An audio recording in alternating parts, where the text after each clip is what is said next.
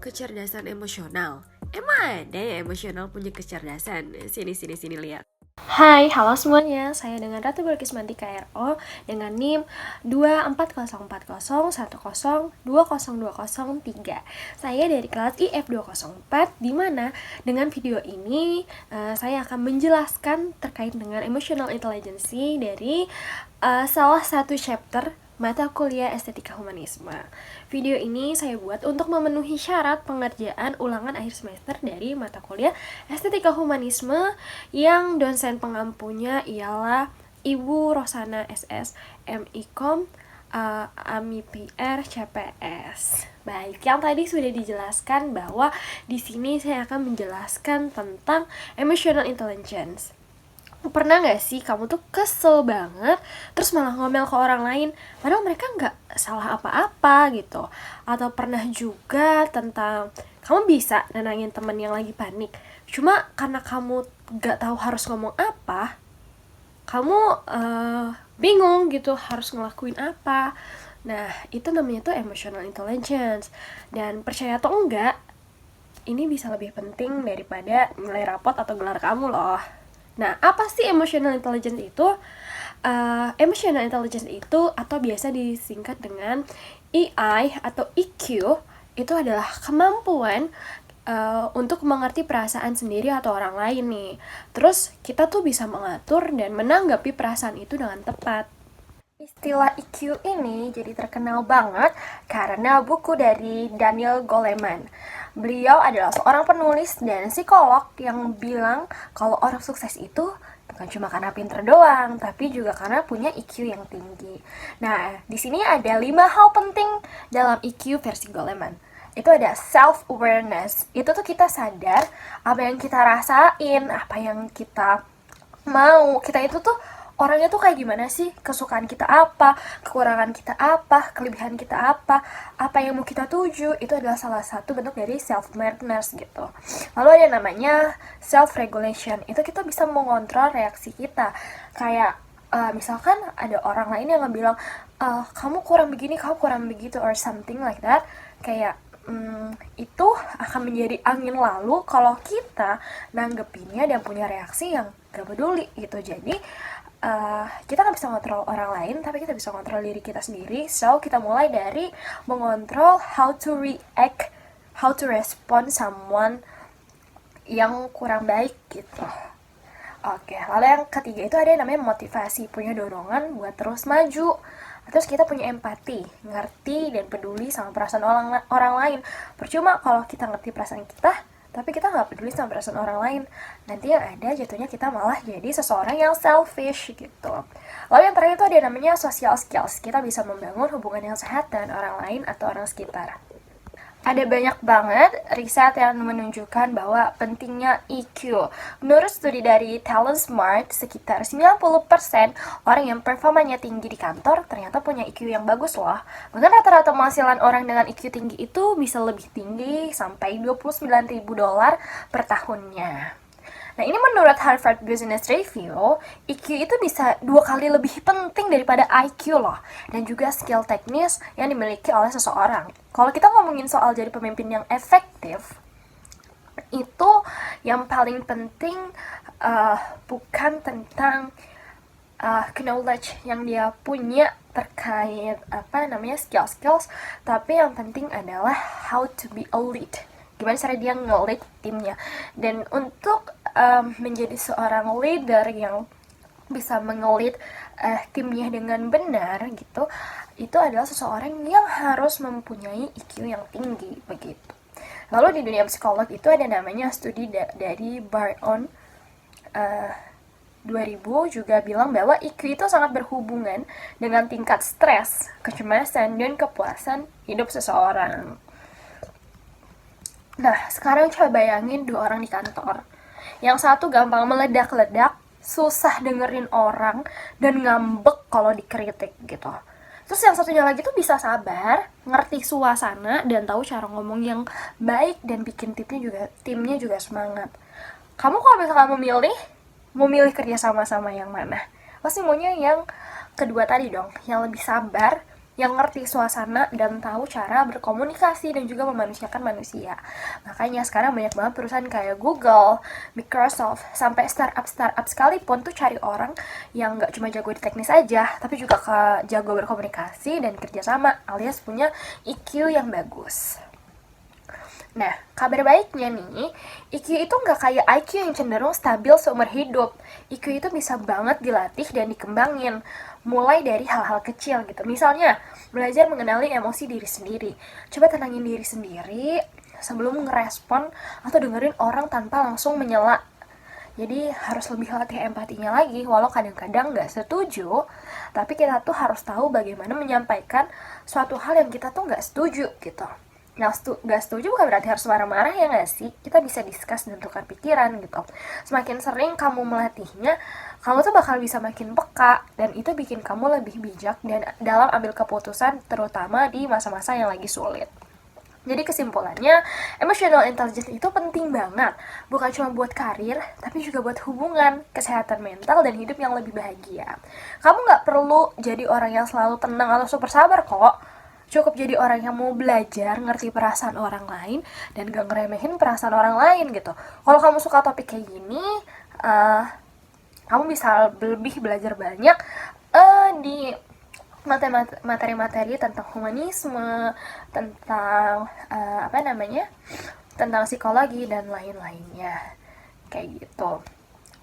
Jadi yang tadi sudah disampaikan bahwa era media sosial kayak sekarang, IQ tuh makin penting loh. Saat lihat komentar negatif, IQ bantu kamu buat nggak langsung emosi. Saat lihat orang pamer, IQ bantu kamu buat nggak iri, tapi tetap percaya diri gitu. Saat dia diskusi online, IQ tuh bantu kamu nulis dengan sopan dan gak baperan. Dunia digital sekarang tuh bikin kita kehilangan konteks emosi orang lain. Karena itu kita perlu IQ yang lebih tinggi, bukan lebih rendah. Gimana sih caranya ngelatih IQ? Gampang banget nih. Untuk ngelatih IQ itu kamu bisa namanya journaling emosi harian. Jadi tulis apa yang kamu rasain dan kenapa dalam satu hari penuh gitu. Lalu berlatih mindfulness, latih kesadaran dan kehadiran saat ini gitu. Lalu juga ada pause sebelum respon. Jadi sebelum kamu mau merespon seseorang, kamu dengerin dulu apa yang mau diomongin secara menyeluruh. Kamu tangkap dari beberapa sisi, jangan negatifnya aja. Dari situ baru kamu harus berpikir terlebih dahulu, respon apa sih yang harus kamu berikan, reaksi apa sih yang harus kamu berikan ke orang ini gitu. Kita harus menjadi pendengar yang aktif nih, dengar secara menyeluruh tanpa menyela gitu. Terus kita harus minta feedback, tanyakan ke orang kepercayaan, gimana sih sikap kita menurut mereka gitu. Kayak apakah kita lumayan selfish atau kita sudah cukup untuk bisa berkontribusi dan juga menjaga hubungan baik dengan orang lain gitu. Dan kita juga harus berlatih empati, di mana bukan hanya memikirkan posisi kita aja, tapi posisi orang lain juga begitu. Banyak banget faktor yang mempengaruhi kecerdasan emosional. Yang pertama itu ada faktor internal. Faktor internal ini apa yang ada dalam diri individu seseorang yang mempengaruhi kecerdasan emosinya. Faktor internal ini memiliki dua sumber, yaitu segi jasmani dan juga segi psikologi. Segi jasmani ini adalah faktor fisik dan kesehatan individunya. Dan juga kalau untuk segi psikolognya ini mencakup di dalamnya pengalaman, perasaan, kemampuan berpikir, dan juga motivasi. Lalu yang kedua itu ada faktor eksternal nih. Itu pastinya dari luar dong. Dari luar diri kita gitu. Faktor eksternal ini meliputi stimulasi itu sendiri, kayak kejenuhan. Stimulus ini kan merupakan salah satu faktor yang mempengaruhi keberhasilan seseorang dalam memperlakukan kecerdasan emosi tanpa distorsi dan juga lainnya gitu. Sedangkan lingkungan atau situasi khusus yang melatar belakangi proses kecerdasan emosi itu sendiri, kayak gitu.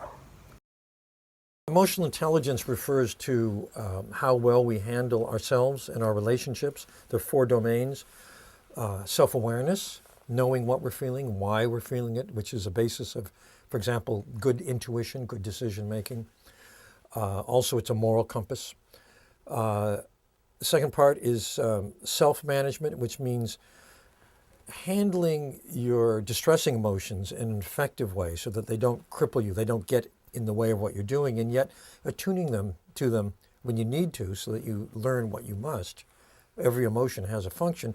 Also, marshaling positive emotions, getting ourselves, involved, enthused about what we're doing, aligning our actions with our passions. The third is empathy, knowing what someone else is feeling. And the fourth is putting that all together in skilled relationship. So that's what I mean by emotional intelligence. There are many definitions out there. The part of the brain, it turns out, that supports emotional and social intelligence is actually the last circuitry of the brain to become anatomically mature. And because of neuroplasticity, the brain shapes itself according to repeated experiences. So my argument is, hey, we should be teaching kids regularly, over time, in a systematic way, self-awareness, self-management, empathy, and social skill. And in fact, there are now enough programs, and they've been around enough in schools, that they're about to publish a huge meta-analysis looking at hundreds of schools and kids that had the program versus those that don't. And guess what? All antisocial behavior, disruption in class, violence in school, goes down 10%. Pro-social behavior, liking school, well-behaved, up 10%. Academic achievement scores up 11%. So it really pays. Executive function, which is mediated by the prefrontal lobe, both helps you manage your emotions and helps you pay attention. So as kids learn these skills, they also learn basic learning skills. I think that the fact that that was an argument was one thing that caught people's attention. Then there was a little chapter on called Managing with Heart, which argued that leaders who were sons of a bitch were actually defeating the company's own mission. And I think that made a lot of people happy because they work for people like that. I don't know, some people gave it to other people because they thought they needed help in this domain. I'm sure there's a zillion reasons why people like the book. I know IQ has been going up for 100 years as children encounter a more sophisticated cognitive environment as they grow. I don't know that we're becoming more emotionally intelligent. I like to hope we would, but I think that the number of intergroup wars going on, the intergroup hatred going on, levels of familial abuse, in other words, indicators of emotions out of control in dangerous ways, don't look that great, which is why I'm a very strong proponent of getting these social emotional learning programs in every school worldwide. You have to remember that emotional intelligence is a range of abilities: self-awareness, emotional self-management, empathy, social skills. Women tend to be better than men on average at empathy, particularly emotional empathy, sensing in the moment how the other person is feeling. And also it's at social skills, at keeping things feeling good between people and a group. Men, on the other hand, tend to be better on average at self-confidence, particularly in groups, and at managing distressing emotions. But what's very interesting is if you look at leaders who are in the top 10%, there's no difference between the men and the women on any of those variables. In other words, you have a whole human being. So I would say that on average, there probably are differences, men and women, in this domain of ability. But as people develop their skills, as people become more effective, they pick up strengths in areas that they need. I think that emotional intelligence is a universal, but it looks different in different places. Japan has a very rigid set of rules of social interaction, lots of subtleties. Americans typically blunder into the Japanese system, don't get what's going on, and it's embarrassing, but they wouldn't recognize necessarily emotional intelligence in Japanese setting. Brazil is a very different culture. It's very outgoing, kind of like an Italian culture, and so it would look different there. But I think the fundamentals are the same. Itu tadi sudah menurut Goleman. Kalau menurut Cooper dan Sawaf, kecerdasan emosi adalah kemampuan merasakan memahami dan secara efektif menerapkan daya dan kepekaan emosi sebagai sumber energi, informasi, koreksi, dan pengaruh yang manusiawi. Pasti selalu berhubungan dengan emosional dan juga perasaan. Kayak begitu. Nah, jadi kan kalian udah tahu nih apa itu emotional intelligence. Jadi, ayo kita sama-sama menjadi seseorang yang memahami diri sendiri dan juga orang lain, yang berguna untuk diri sendiri dan juga orang lain. Jadi, ayo kita sama-sama untuk belajar dan juga melatih EQ yang baik, yang tinggi untuk kita semua. Mungkin cukup sekian untuk penjelasan terkait emotional intelligence. Terima kasih banyak. Saya Bilkis, pamit undur diri. Dah.